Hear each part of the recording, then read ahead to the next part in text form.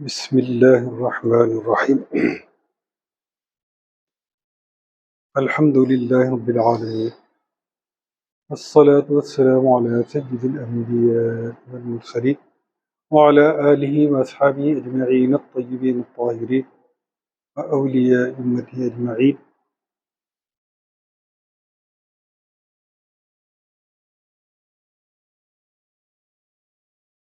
حضرت موسیٰ بن عمر رضی اللہ علیہ السلام نے عرض کیا، اے میرے رب، میں تجھے کہاں تلاش کروں؟ اللہ تعالیٰ نے ارشاد فرمایا، مجھے ٹوٹے ہوئے دل والوں کے پاس تلاش کر، کیونکہ میں ہر روز ایک ہاتھ ان کے قریب ہوتا ہوں، اور اگر ایسا نہ ہوتا تو وہ دل ہجر و فراق کی وجہ سے مندہم ہو جاتے۔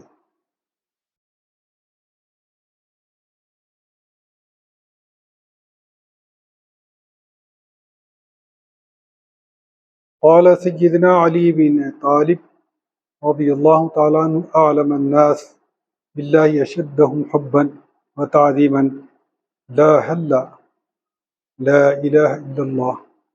حضرت علی مرتضیٰ رضی اللہ تعالیٰ عنہ ارشاد فرماتے ہیں، لوگوں میں سب سے زیادہ علم رکھنے والا وہ شخص ہے جو سب سے زیادہ اللہ تعالیٰ سے محبت کرتا ہے، اور لا الہ الا اللہ کہنے والوں اہل توحید کی تعظیم کرتا ہے۔ حضرت ابو یزید بسطامی رحمۃ اللہ تعالیٰ علیہ نے فرمایا، اللہ کے کچھ بندے ایسے ہیں کہ اگر جنت میں اللہ تعالیٰ انہیں اپنے دیدار سے محجوب رکھے تو جنت سے بچنے کی اسی طرح فریاد کریں گے جس طرح دوزخی دوزخ سے بچنے کی کریں گے۔ حضرت شبلی رحمۃ اللہ تعالیٰ علیہ نے فرمایا، محبت کو محبت اس لیے کہا گیا کہ یہ دل سے محبوب کے سوا تمام چیزوں کو محو کر دیتی ہے۔ حضرت سری سقطی رحمۃ اللہ تعالیٰ علیہ نے ارشاد فرمایا، اے اللہ، تو نے مجھے کسی چیز کا عذاب نہیں دیا، پس مجھے حجاب دوری کا ذلت آمیز عذاب نہ دینا۔ حضرت سری سقطی رحمۃ اللہ تعالیٰ علیہ نے ارشاد فرمایا، 10 چیزوں پر عمل کے ذریعے محبت الہی کا حصول ممکن ہے۔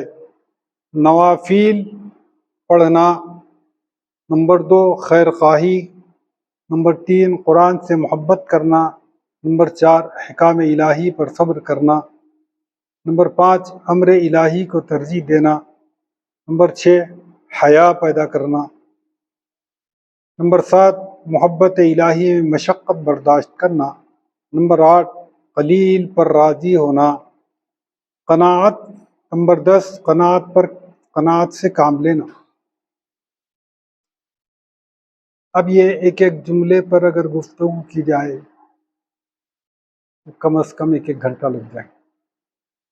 تو جو محبت کے جو اصول 10 چیزوں پر بتائے گئے ہیں، اب نئے لوگوں کو ضرورت پڑتی ہے، آپ لوگوں کو تو اس کی ضرورت نہیں ہے کہ اتنی تفصیلات میں جا کر سمجھایا جائے، اس لیے یہ چیزوں کو ذہن میں رکھیں، آگے گفتگو کا سلسلہ جاری رہے گا۔ حضرت جنید بغدادی رحمۃ اللہ تعالیٰ علیہ نے ارشاد فرمایا، مومن کے لیے دنیا سے آخرت تک کا سفر آسان اور ہلکا ہے، اور اللہ تعالیٰ کے قرب کی خاطر مخلوق سے کنارہ کش ہونا تکلیف دہ ہے، اور نفس سے اللہ تعالیٰ کی طرف سفر اذیت ناک ہے، اور اللہ تعالیٰ کے ساتھ صبر سب سے زیادہ تکلیف دہ ہے۔ محمد بن علیان رحمۃ اللہ تعالیٰ علیہ نے فرمایا، جس نے اللہ تعالیٰ کے علاوہ کسی اور ذات میں سکون و راحت محسوس کی، اللہ تعالیٰ اس سے اپنا تعلق توڑ دیتا ہے، اور جس کو اللہ تعالیٰ سے راحت و سکون ملتا ہے تو اللہ تعالیٰ اس کے لیے اپنی ذات کے علاوہ سکون کے اور راستوں کو منقطع کر دیتا ہے۔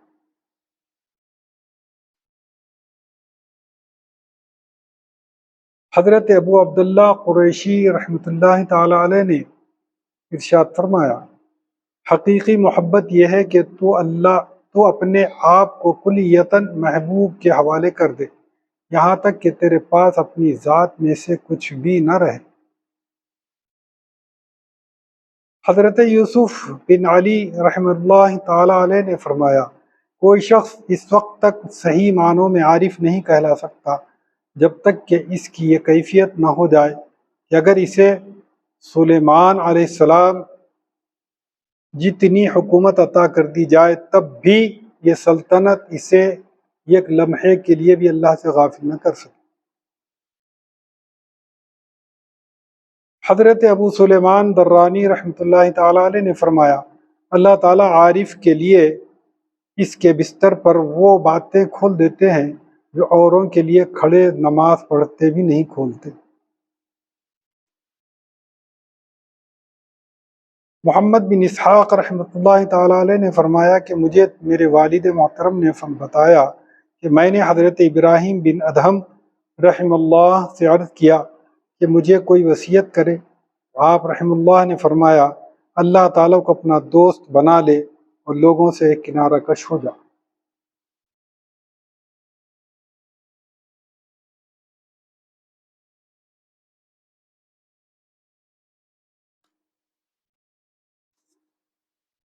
مکمل احادیث مبارکہ بیان کر دی گئی آپ حضرات کو سمجھنے کے لیے کہ اللہ کی محبت، اللہ سے رابطہ، اللہ سے تعلق جوڑنا، یہ ساری گفتگو کا ماحصل یہی نکل رہا ہے۔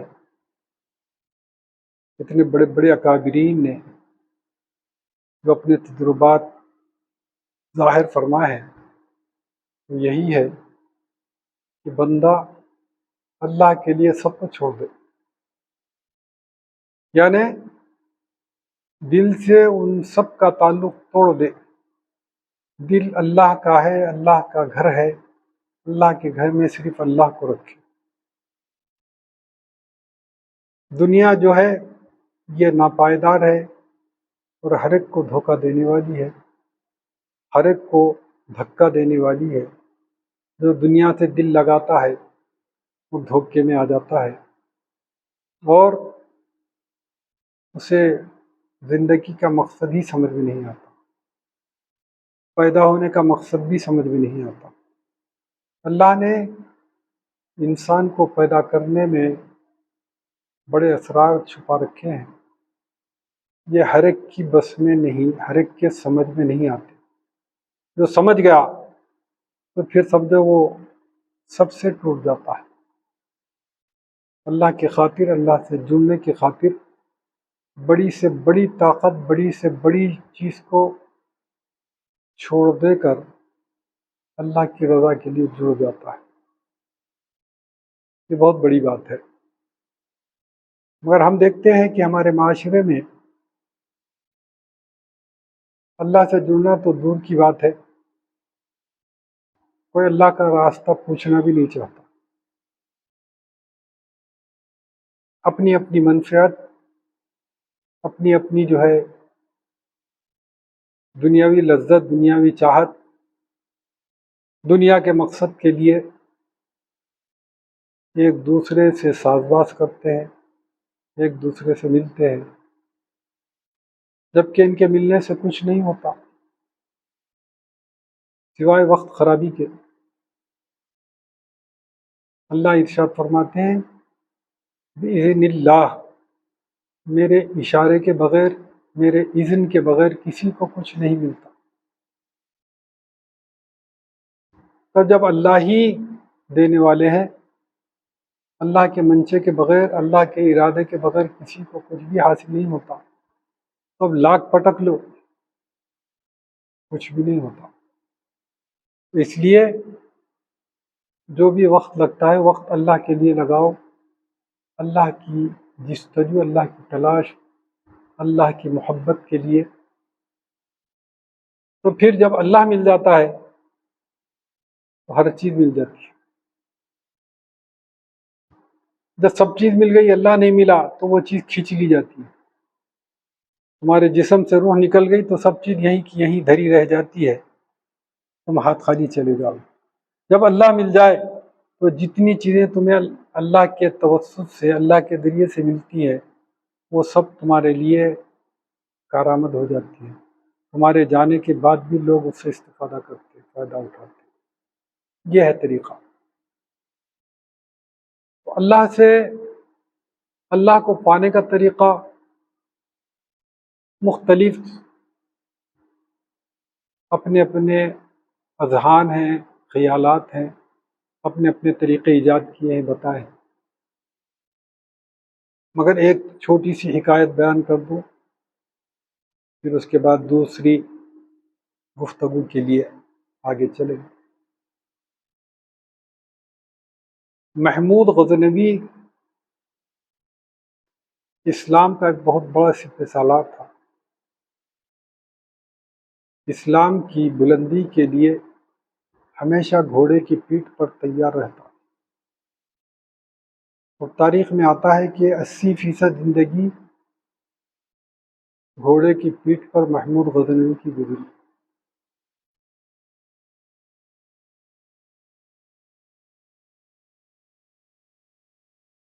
بڑے بڑے جنگ و جدال، بڑے بڑے اسلام کے فتوحات حاصل کرتے. مال غنیمت میں بہت سا مال و متاع جمع ہوتا. جو علاقے پہ قبضہ کرتے تو اس کی ساری دولت ان کے ہاتھ تک تھی. جن جن کو جتنا دینا ہے دیتے، باقی پورا خزانے میں جمع کر دیتے. اسلام کی ترقی کے لیے کوشش کرتے. روایتوں میں ملتا ہے کہ محمود غزنوی کی ایک خادمہ تھی جو کالی کلوٹی، کسی کی نظر میں نہیں آتی تھی، مگر محمود اس کو بہت چاہتا تھا. کالی کلوٹی، لوگ خوبصورتی کو چاہتے، گورے گھنٹوں کو چاہتے، مگر محمود غزنوی وہ کالی کلوٹی کو چاہتا تھا. تو یہ حسد پیدا ہوا محمود کی بیویوں میں. اور محمود کی بیویوں نے بولا کہ آخر ہم میں کیا خرابی ہے، ہم میں کیا کمی ہے، محمود ہم کو دیکھتا ہی نہیں، وہ کالی کلوٹی پہ جو ہے فریفتہ ہوتا ہے، اس پر مرمٹتا ہے. ایک دن نہ ایک دن پوچھنا چاہیے. کب تک یہ برداشت کرے گی؟ عورت سب برداشت کرتی ہے، اپنے شوہر کو کسی دوسرے کی طرف جھکتا ہوا برداشت نہیں کر سکتی. اس نے بیویوں نے موقع پا کر محمود سے کہا، سلطان، ہم گورے ہیں، خوبصورت ہیں، حسن و جمال کے پیکر ہیں، سب کچھ ہیں، مگر آپ ہم کو ذرا بھی توجہ نہیں دیتے. آپ وہ کالی کلوٹی کے پیچھے جو ہے لگے رہتے ہیں. آخر ہم میں کیا خرابی ہے، اس میں کیا خوبصورتی ہے، جبکہ وہ علی اعلان بدصورت ہے، کالی کلوٹی ہے.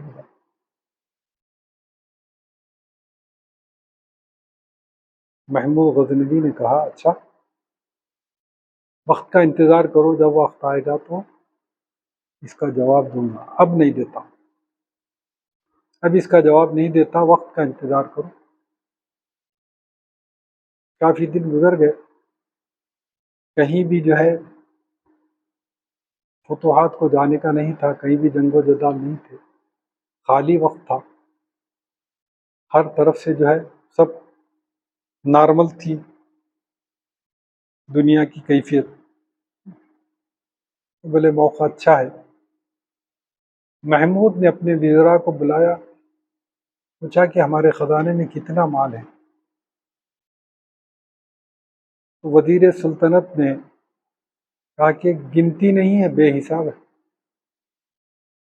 ڈھیروں کا لگا ہوا ہے. اشرفیوں کا بے حساب انبار ہے، ہیرے جواہرات بے حساب ہے، سونا چاندی بے حساب ہے. بس ڈال دیے ہیں، قفل ڈال دیے ہیں، گنتی کا کوئی اندازہ نہیں ہے، کوئی حساب نہیں ہے گنتی کا. تو بولے سب رعایا کا ہے نا، عوام کا ہے؟ بولے ہو، تو میں یہ سب چاہتا ہوں کہ عوام کا مال عوام کو لوٹا دو۔ اب وزیر خزانہ پریشان ہوگا، یہ کیا ہے؟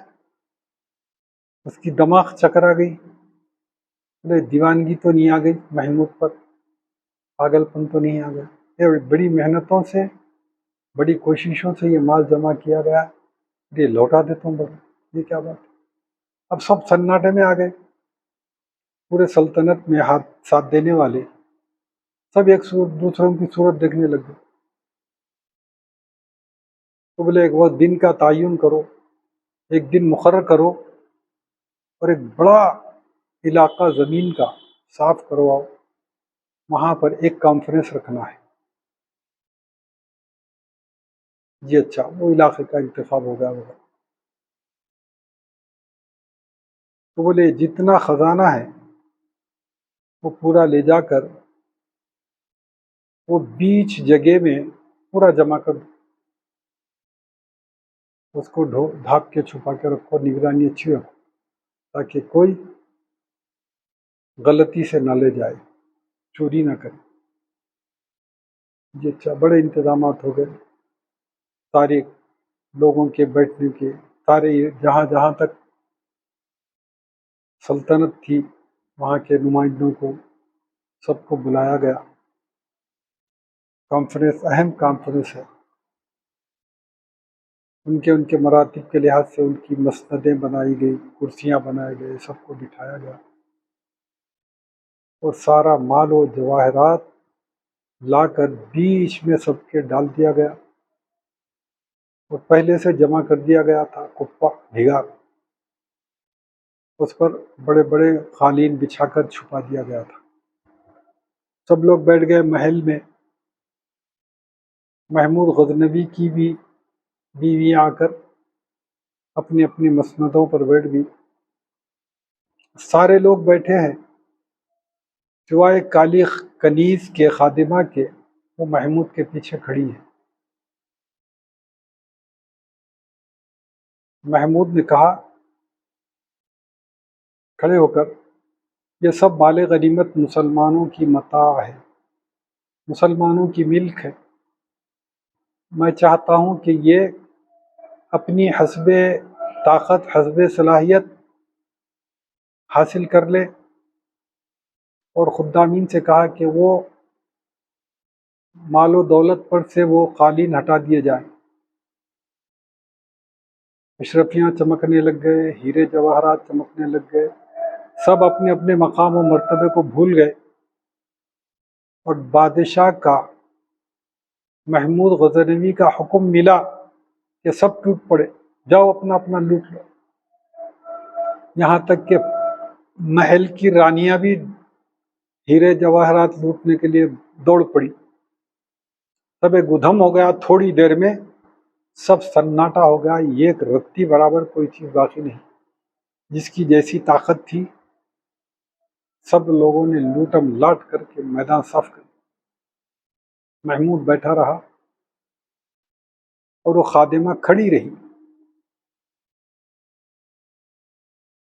سب لوگ ہنگامہ کر کے تھوڑی اپنی جگہ پہ، پھر اپنے اپنے مقام پہ آ کے بیٹھ گئے۔ اس وقت محمود نے جائزہ لیا کہ سب لوگ اپنی اپنی جگہ بیٹھ گئے ہیں، تو اب اپنی خادمہ سے پوچھا، اے خادمہ، کیا تجھے دولت سے، سونے چاندی سے، ہیرے جواہرات سے محبت نہیں ہے؟ تو کیوں لوٹنے کے لیے نہیں گئی؟ تو خادمہ نے بڑے مؤدبانہ لہجے میں محمود غزنوی سے کہا، بادشاہ جہاں پناہ، اگر جان کی امان پاؤں تو عرض کروں۔ بولے جا، میں تجھے بخش دیا، معاف کر دیا، نہیں تو بادشاہوں کا یہ طریقہ ہوتا، ذری غلطی ہوئی تو گردن مار دیتے، ان کے پاس دوسری کوئی سزا نہیں۔ یہاں کے ویسا وکیل رکھو، چھڑا لو، بڑے سے بڑے چوروں کو چھوڑ دے رہے، بڑے سے بڑے زانیوں کو چھوڑ دے رہی، بڑے سے بڑے غداروں کو، لوٹیروں کو چھوڑ دے رہی۔ وہاں نہیں، ذری غلطی سمجھ میں آئی، گردن مار دینا، سولی پہ لٹکا دینا، اسلامی نظام تھا۔ اسلامی طریقے تھے کہ پھر دوسرے کو غلطی کرنے کا موقع نہیں ملنا، ایک گرا 100 ہوشیار، یہ طریقہ تھا۔ تو خادمہ نے کہا، محمود نے کہا جا میں تجھے بخش دیا۔ تو فوراً جیسے محمود کی زبان سے لفظ نکلا، وہ کنیز نے اپنا سیدھا ہاتھ اٹھایا اور محمود کے سر پر رکھ دیا۔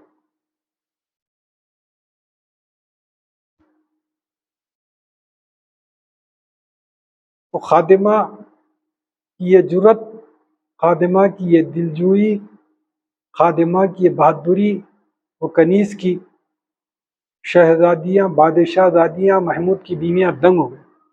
کسی کی جرت نہیں کہ سر پہ ہاتھ رکھے، سب پیروں کو دیکھتے ہیں، یہ تو سر پہ ہاتھ رکھ دیا۔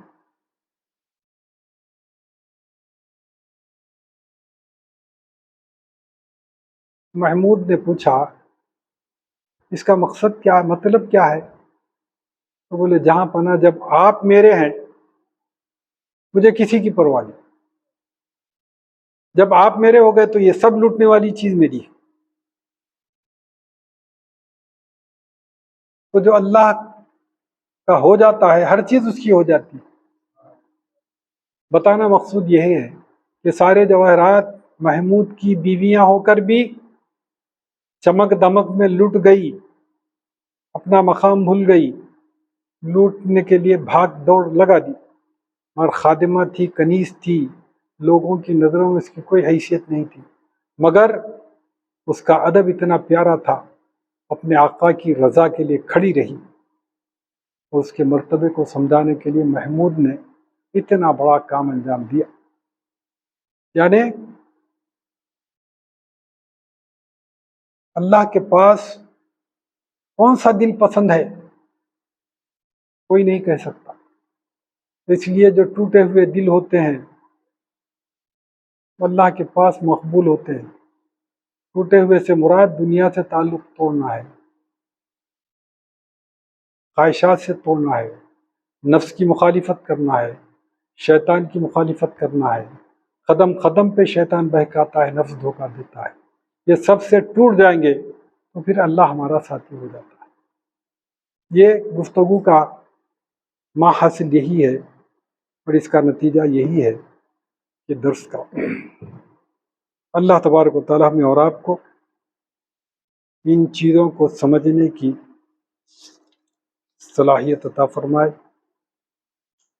اللہ نبی پاک صلی اللہ تعالی وسلم کے صدقے و طفیل میں ہمیں ان بزرگوں کے تعلیمات پر اور احادیث مبارکہ پر سن کر اس پر عمل کرنے کی توفیق عطا فرمائے۔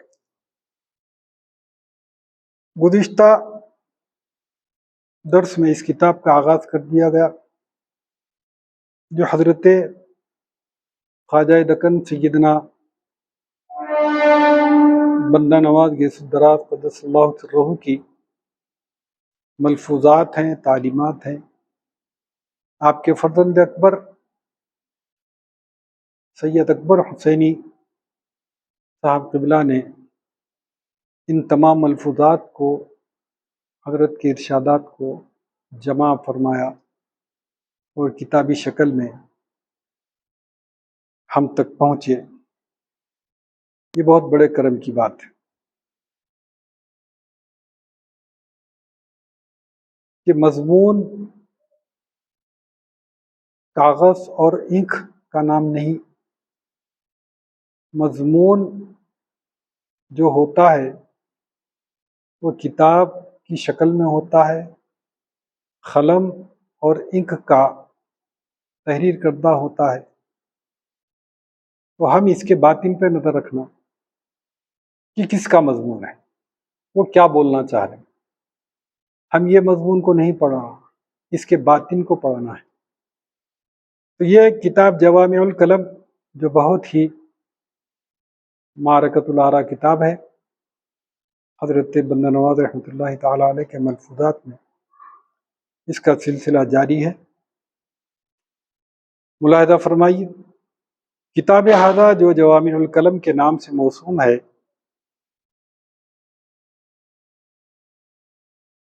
9ویں صدی ہجری میں وجود میں آئی۔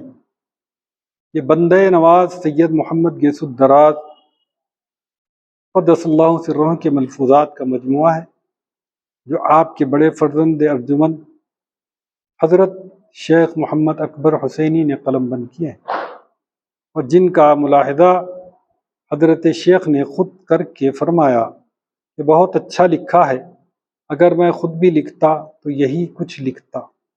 اگرچہ یہ کتاب 9ویں صدی ہجری کی پیداوار ہے، تاہم اس میں جو عقائد، نظریات اور مسائل زیر بحث آئے ہیں وہ بعینہ اسی طرح ہیں جس طرح پہلی صدی ہجری کی کتابوں میں صوفیاء کرام نے بیان فرمائے تھے، اور جس طرح آج 14ویں 15ویں صدی کے بزرگان میں بیان کر رہے ہیں، ذرا بھر نہ کمی ہے نہ بیشی۔ اس سے علماء ظواہر کے ان شکوک و شبہات کی تردید ہوتی ہے جن کی بنا پر یہ حضرات کہتے ہیں کہ صوفی لوگ اسلام کی شکل بگاڑ رہے ہیں اور رفتہ رفتہ یہ کوئی نیا مذہب پیدا کر دیں گے۔ اس کی وجہ یہ ہے کہ اولیاء کرام نے ایک تو حرف بحرف سنت نبوی صلی اللہ تعالی وسلم پر عمل کیا، دوسرے روح اسلام کو قائم رکھا جو قرب و معرفت حق اور اصول اللہ اور تعلق باللہ کا دوسرا نام ہے۔ اس سے تبلیغ دین کو 4 چاند لگ گئے، اور ان کی بدولت دیہات اور قصبے نہیں ملک کے ملک مشرف اسلام ہوئے۔ اس کے برعکس علماء ظواہر نے اسلام کے بطون کو نظر انداز کر کے حروف ظاہری رسومات پر اکتفا کیا، جس سے اسلام یہ ایک بے جان ڈھانچہ بن کر رہ گیا، اور مسلمانوں کو دنیا میں تنزلی اور انحطاط کا منہ دیکھنا پڑا۔ جہاں علماء ظواہر کی اکثریت نے شان اسلام کے درباروں سے وظائف لے کر شاندار محلات میں زندگیاں بسر کی، صوفیاء کرام نے رسول اکرم صلی اللہ تعالی وسلم کی سنت پر عمل کرتے ہوئے فقر و فاقے میں زندگی بسر کی، چھتیڑوں میں ملبوس رہے، اپنے اہل خانہ کو بھوکوں مارا، لیکن تبلیغ اسلام جیسے اہم فریضے کو ہاتھ سے نہ جانے دیا۔ خانقاہی نظام کی عظمت، لیکن پھر بھی ظاہر بین اور سطح نظری کے شکار مسلمان ان حضرات کی عظیم شان خانقاہی نظام کی مذمت کرتے ہیں، اور اسے اسلام کے تنزل اور جمود کا سبب قرار دینے سے دریغ نہیں کرتے۔ حالانکہ یہ وہ نظام ہے کہ جس نے ہزاروں لاکھوں مقربین، عارفین اور واصلین حق کو جنم دیا، اور اسلام کی جڑیں لوگوں کے قلوب میں اس قدر مضبوطی سے لگائی کہ دنیا میں اسلام کے خلاف باد سموم کی جس قدر طوفان چلے، ان جڑوں کو ذرا برابر نہیں ہلا سکے۔ سطحی نظر کے لوگ یہ سوال کرتے ہیں کہ صوفیاء اسلام نے کیوں ایسا فقر و فاقہ اختیار کیا اور کیوں گوشہ نشینی اختیار کی کہ جس سے اسلام کو تنزل ہوا۔ اول تو یہ بھی غلط ہے کہ صوفیاء کرام کی گوشہ نشینی اور فاقہ کشی سے اسلام کو انحطاط ہوا، بلکہ حقیقت یہ ہے کہ ان کی فاقہ کشی سے اسلام کو فروغ حاصل ہوا، اور خلیل عرصے میں صوفیاء کرام کی جان نثاریوں اور قربانیوں کی بدولت اسلام دنیا کے گوشے گوشے میں پھیل گیا۔ اسلام کو جو انحطاط اور تنزل ہوا ہے وہ در حقیقت درویشوں کے فقر و فاقہ کا نہیں، بلکہ سلاطین و امراء اور روسا کے عیش پرستی، تن پروری اور نفس پرستی کا نتیجہ ہے۔ کون نہیں جانتا کہ زبردست خلافت بنی عباس خلاف آل عثمان اور زبردست مغلیہ سلطنت کا خاتمہ سلاطین کی بدعنوانیوں اور عیش و عشرت اور دنیا پرستی کی وجہ سے ہوا۔ تاریخ عالم کے طالب علم کا تو یہی خیال ہے، دشمنان اسلام خواہ کچھ کہتے رہیں، کیا دنیا میں کوئی ایسا مسلمان ہے جو اس بات کا دعویٰ کرے کہ رسول خدا صلی اللہ تعالی وسلم اور صحابہ کرام رضوان اللہ تعالی علیہم اجمعین کے فقر و فاقے سے اسلام کو نقصان ہوا ہے؟ بلکہ ساری دنیا اس بات کی قائل ہے کہ اسلام کو جس قدر فروغ ہوا اور وہ رسول اللہ صلی اللہ تعالی وسلم، صحابہ کرام، تابعین و تبع تابعین کے فقر و فاقہ، ایثاروں اور عظیم الشان قربانیوں کا نتیجہ ہے، اور اسلام کو جس قدر نقصان ہوا وہ شاہان اسلام اور عمرا اور ورثا، عیش پرستی اور تن پروری سے ہوا۔ ان برگزیدہ ہستیوں نے کیوں فقر و فاقہ اختیار کیا؟ اس کی ایک وجہ یہ ہے کہ تبلیغ دین اور خدمت اسلام ہمہ وقت کام ہے جس کے ہوتے ہوئے دوسرا کام نہیں کر ہو سکتا۔ اگر رسول خدا صلی اللہ تعالی علیہ وسلم اور خلفائے راشدین یا اولیاء کرام تبلیغ کے ساتھ روزی کمانے کے لیے کوئی پیشہ اختیار کرتے تو تبلیغ کا کام ناممکن تھا۔ دوسری وجہ یہ ہے کہ ان حضرات کے قلوب میں حق و انصاف کے جذبات، خلق خدا کی محبت اور مساوات، انسانی کے جذبات اس قدر غالب تھے کہ کسی غریب اور نادار سے نہ زیادہ اچھا کھانا پسند کرتے تھے، نہ اچھا کپڑا جائز کرتے تھے، اور نہ اچھا مکان جائز سمجھتے، کیونکہ رسول اکرم صلی اللہ تعالی وسلم نے انسانیت کا سب سے بڑا اصول مسلمانوں کو یہ تعلیم دلانا تھا کہ تم میں سے کوئی شخص اس وقت تک مومن نہیں ہو سکتا جب تک کہ وہ دوسروں کے لیے وہی کچھ پسند نہ کرے جو اپنے لیے پسند کرتا ہے۔ یہی وجہ ہے کہ مسلمانوں کے غلام بھی آقا بن گئے تھے اور آقاؤں کی طرح کھاتے تھے، پیتے تھے اور کپڑے زیب تن کرتے تھے، یہاں تک کہ جنگی قیدیوں کے متعلق بھی مسلمانوں کے ہاں یہی اصول کار فرما رہا۔ جنگ کے بعد قیدیوں سے جو سلوک کیا جاتا ہے اس کے متعلق قیدی لوگ یہ کہتے تھے کہ خدا سلامت رکھے مسلمانوں کو، یہ خود جو کی روٹی کھاتے ہیں اور قیدیوں کو گندم کی سفید روٹی کھلاتے ہیں۔ اب آپ خود خیال فرما سکتے ہیں کہ جن حضرات کے دلوں میں خلق خدا کے متعلق اس قسم کے پاک جذبات موجزن ہو، وہ کیسے محلات میں رہنا اور عمدہ کھانے کھانا اور قیمتی لباس پہننا برداشت کر سکتے ہیں۔ یہ ہے اولیاء اسلام کے فقر و فاقے کی وجہ، جس سے عالم اسلام کو تنزل نہیں بلکہ عظیم الشان ترقی حاصل ہوئی، اور اسلام کو جس قدر تنزل اور انحطاط ہوا ہے وہ علماء ظواہر، شاہان اسلام، عمرا و رؤسا کی دنیا پرستی و نفس پرستی، تن پروری اور باہمی عناد کا نتیجہ ہے۔ صاحب ملفوظات کی زندگی کے حالات بھی اس کلیے کے عین مطابق تھے۔ آپ نے اپنے مشائخ عظام کی سنت فقر و فاقہ، جو دراصل رسول خدا صلی اللہ تعالی وسلم کی سنت فقر و فاقے کی کو جاری رکھا، اور اسلام کو یعنی حقیقی زندہ و پائندہ اسلام کو اپنے مشائخ سے لے کر جوں کا توں آنے والی نسلوں کے حوالے کر دیا۔ اس لحاظ سے آپ کی زندگی ہمارے لیے اور آنے والی نسلوں کے لیے مشعل راہ ہے۔ بچپن سے لے کر آخر عمر تک آپ کی زندگی عشق الہی، ریاضت و مجاہدہ، شب بیداری اور فقر و فاقے میں بسر ہوئی۔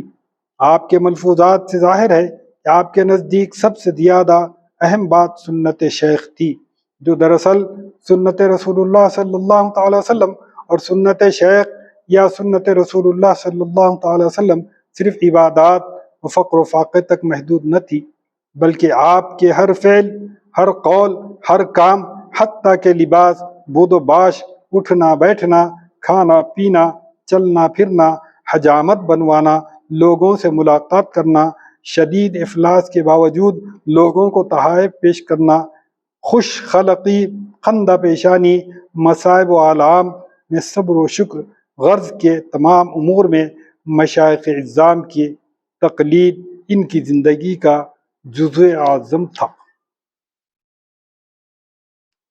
یہ حضرت بندہ نواز رحمۃ اللہ تعالی علیہ کے ملفوظات ہیں، ان کی تعلیمات ہیں، اور وہ ہم اس کو مختصراً تھوڑے تھوڑے کر کے اپنی سدھار کے لیے، اپنی نسبت کا صلہ حاصل کر رہے ہیں۔ ان کے وابستہ ہونے کا، ان سے وابستہ ہونے کا مقصد ہی یہی ہے کہ مرید ہونے کا معنی ان کے مرشد کے طور طریقوں پر اپنی زندگی کو ڈال دینا۔ مرید ہونے کا مقصد یہی ہوتا ہے کہ مرشد جو حکم دے اس کو بلا کسی چھو و چرا کے مان لینا۔ یہ نہیں مرشد کوئی جھانسا دینا، مرشد کوئی چکر میں ڈال دینا۔ ایسے بھی گزرے ہیں واقعات، رفتہ رفتہ آئیں گے آئندہ سماعت میں آپ لوگوں کے، یہ تو ابھی ابتدا ہے کتاب کی۔ یعنی اس لیے اکثر بڑے بڑے صوفیاء فرماتے ہیں کہ پیر کے حکم کو رسول کا حکم مانو، پیر کے حکم کو خدا کا حکم مانو۔ جب تک یہ تمہارا عقیدہ نہیں بنے گا تم اسلام کے راستے پہ نہیں چل سکتے۔ یہ طریقت کی تعلیم، کیونکہ شہود میں تو لاکھوں کروڑوں انسان ہیں، وجود میں سب ایک ہی ہیں، کوئی الگ نہیں ہے، کوئی دو نہیں ہے، سب ایک ہی ایک ہیں۔ تو اس لیے ایک سمجھنے کے لیے جو ہمارے درمیان جو حجابات ہیں، جو پردے پڑے ہیں، وہ پردوں کو ہٹانا پڑتا ہے۔ تو جب وہ ہمیں ایک ہونے کا معاملہ سمجھ میں آتا ہے، کیونکہ جب تک ہمارے دل پر حجابات ہیں وہ ہمیں ایک ہونے نہیں دیتے، الگ الگ بانٹ کے رکھ دیتے۔ تو اس لیے ذکر کا طریقہ بتایا گیا ہے، کہیں ذکر جہر ہے، کہیں ذکر خفی ہے، کہیں چھپا ہوا ذکر ہے، کہیں ظاہرہ ذکر ہے۔ خاص طور سے سلسلے قدریہ ملتانیہ میں ذکر خفی کو زیادہ ترجیح دی گئی ہے، ذکر جہر کو نہیں، کیونکہ ذکر جہر میں بھی نفس غلبہ پا لیتا ہے۔ ذرا ایک دو چار دن بیٹھ کے اللہ اللہ اللہ اللہ کرتے بیٹھے تو حماقت آ جاتی، شیطان بولتا تم اللہ والا بن گیا، اب اکڑ شروع کرتا، تو یہ غارت کے گڑھے میں چلی آتا۔ تو اس لیے سلسلے ملتانیہ قادریہ کے بزرگوں نے اپنے سلسلے کے وابستگان کو ذکر جہر سے دور رکھا، یعنی ان کو باطن کا ذکر عطا فرمایا، یعنی قلبی ذکر جس کو کہتے ہیں، دل کا ذکر جس کو کہتے ہیں۔ اور یہ ان کی من گھڑت بات نہیں ہے۔ اکثر لوگ الزام لگاتے ہیں کہ صوفیہ جو ہیں قرآن و حدیث سے نہیں، اپنی من گھڑت کچھ بھی وہ باتیں بول کے لوگوں کو گمراہ کر دیتے ہیں۔ صوفیہ کی پوری زندگی منوان قرآن و حدیث اور صحابہ کی زندگیوں سے ہٹتی ہی نہیں، پوری زندگی ان کی ان تین چیزوں کی طرف ہی پھرتی ہے۔ اب جو ان کے ساتھ ہو جاتا ہے اس کو بھی اس کی لذت ملتی ہے، جب اس سے دور ہٹ جاتا ہے تو وہ شیطان کے چنگل میں پھنس جاتا ہے، اور نئے نئے تقاضے، نئے نئے شعبدے اس کے پاس آتے ہیں اور اسی میں الجھ کے رہ جاتا ہے۔ تو اس لیے شعبدے بازوں سے اپنے آپ کو بچانا ہے، اہل علم سے رجوع ہونا ہے، جن کی نسبت صحیح ہے، جن کا رشتہ اللہ والوں سے جڑا ہوا ہے، ان سے اپنے رشتے کو جوڑنا، ان سے وابستہ ہونا اور ان کے بتائے ہوئے اصولوں پر اپنی زندگی کو ڈال دینا، تو یہ زندگی کامیاب ہوتی ہے۔ نہیں تو پھر وہی چھابو کے چھابو رہ جاتے، ان کو ان کی پرواہ نہ، ان کی ان کو پرواہ۔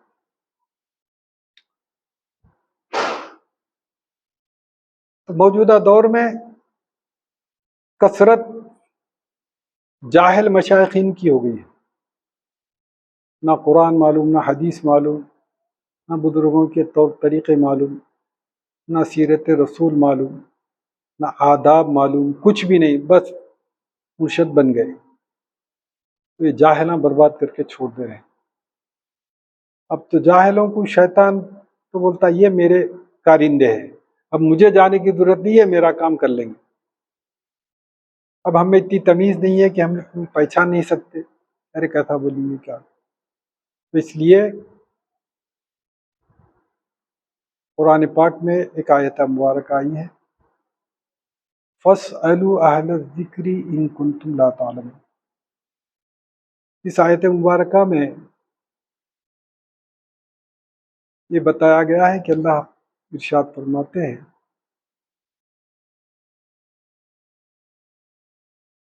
تم جو چیز نہیں جانتے تو جاننے والوں سے دریافت کرو۔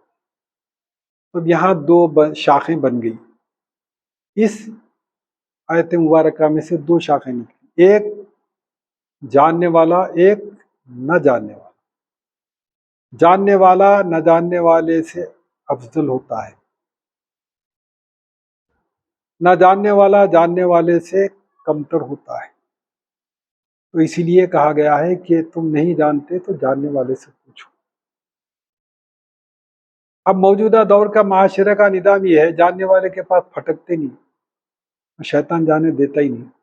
اس واسطے کیا کرتے، ہوٹلوں میں، پان کے ڈبوں پہ سگریٹاں پی لیتے، ایک چائے کی پیالی پی کے، ایک چائے میں 4 جنے پیتے، ٹھیک ہے، ٹخ ٹخ کر لے کے، بحثاں کر لے کے دین کا مذاق اڑاتے ہیں۔ تو یہ شیطان کے پیروکار ہیں، شیطان کے آلہ کار ہیں، ان سے بہت احتیاط کریں۔ دین سیکھنے کے لیے خانقاہیں بنائی گئی ہیں، دین سیکھنے کے لیے مدارس بنائے گئے ہیں، علوم ظاہر کے لیے، قرآن و حدیث کو سمجھنے کے لیے، پڑھنے کے لیے مدارس قائم کیے گئے ہیں، اور اس کے مغز کو حاصل کرنے کے لیے خانقاہیں بنائی گئی۔ یہ دونوں سے رشتہ جب تک نہیں جوڑیں گے، فٹ پاتھوں پہ بحث و مباحثے کریں گے جاہل پنے کی، تو خود بھی جاہل ہو جائیں گے اور دوسروں کو بھی گمراہ کر دیں گے۔ اس لیے ایک نقطہ خاص صوفیہ اس میں اس آیت مبارکہ کی طرف ارشاد فرماتے ہیں کہ فَاسْأَلُوا أَهْلَ الذِّكْرِ، یہاں ذکر سے مراد وہ لوگ ہیں جو اللہ میں اپنی زندگی گزار دیتے ہیں۔ اہل ذکر سے مراد وہ ہیں، پڑھے لکھے سے مراد وہ ہیں، پڑھے لکھے سے مراد یہ نہیں ہے یہ پڑھ کے سنا دیا، پڑھ کے سنا دیا، جن کا دل ہمیشہ اللہ اللہ کہتا ہے، وہی تمہیں رہبری کر سکتے ہیں، وہی تمہاری نجات کا ذریعہ بنا سکتے ہیں۔ تو جو ذکر والے دل ہوتے ہیں ان سے تعلق جوڑو، وہ تمہیں بھی اپنے ساتھ رکھ کر، جیسے ایک کینڈل ہوتی ہے، موم بتی، 10-12 موم بتیاں بجھے پڑے رہتی ہیں، ایک کینڈل سلگی ہوئی ہوتی ہے، تو سلگی ہوئی موم بتی خود جا کے جو ہے بجھے ہوئے موم بتیوں کے پاس نہیں جاتی، خود ایک جگہ کھڑی ہوتی ہے، کھڑے ہو کر اپنی روشنی کو پھیلاتی ہے۔ تو جتنے پڑے ہوئے کینڈل ہیں جو بجھے ہوئے ہیں، اگر وہ پڑے رہیں گے تو پڑے رہیں گے ویسے ہی، یہ جلے گی جلے گی جلے گی، اس کی مدت تک جلے گی، اس کے بعد یہ بجھ جائے گی، ایسے ہی رہے گا رہے گا رہے گا، ایک دن موت آئے گی، اس کو لے کے چلے جائے گی، مر جائے گی، اس کے بعد افسوس کرنے سے کچھ نہیں ہوگا۔